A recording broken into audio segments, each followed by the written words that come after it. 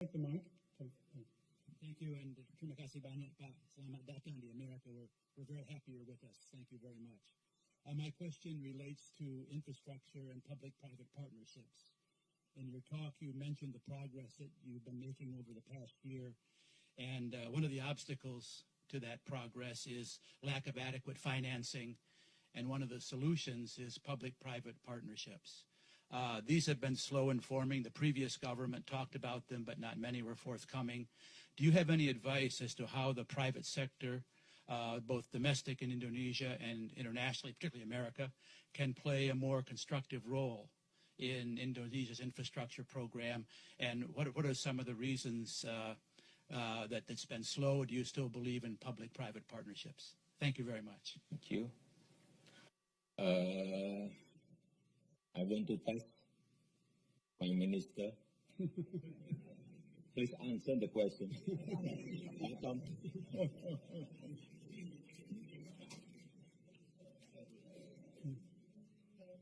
But don't speak longer than my speech.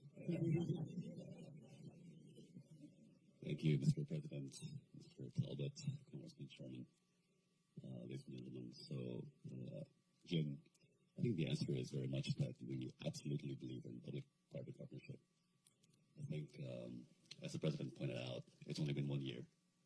And as many of you know, it's been a very busy year, very eventful, admittedly, sometimes a bit bumpy, but absolutely. I myself, as a trade minister, and I should explain a little bit, in our country, my trade ministry is kind of like a combination of what in the U.S. would be Commerce Department and USTR. So I should cover a lot of domestic commerce. And as such, I travel around the country quite a lot to kind of visit regional markets,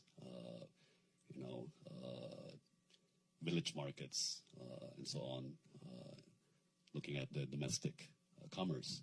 And a lot of times I'm surprised. I run into a reservoir that's under construction, or I run into a power plant, like even a micro one. And the point I'm getting to is basically that I was personally quite surprised, pleasantly surprised by the progress being made on the infrastructure program. It's probably something that we're not conveying much or sufficiently, but really I was quite surprised. I think the reservoirs in particular, there's 16 under construction right now, 65 in total in President Jokowi's program, and just one got switched on a couple of weeks ago in Jati Gede. Is going to irrigate 90,000 hectares of rice paddy. And as many of you might be aware, without irrigation, rice paddy can only be harvested once a year. With irrigation, it can be harvested twice a year, right? So, and another one in West Java also, like the Jati Gede, was under construction from Korean contractors. And I saw on the billboard, it's actually a PPP, seems like, between the government of Indonesia and the Korea Exim Bank. So if Congressman Sherman has some positive news about the reactivation of the U.S. Exim Bank, to me, that's very exciting news. And also you explain about the power plant in Batang. This is also yes. PPP. That's right. So indeed, well, tough, without running over my time limit.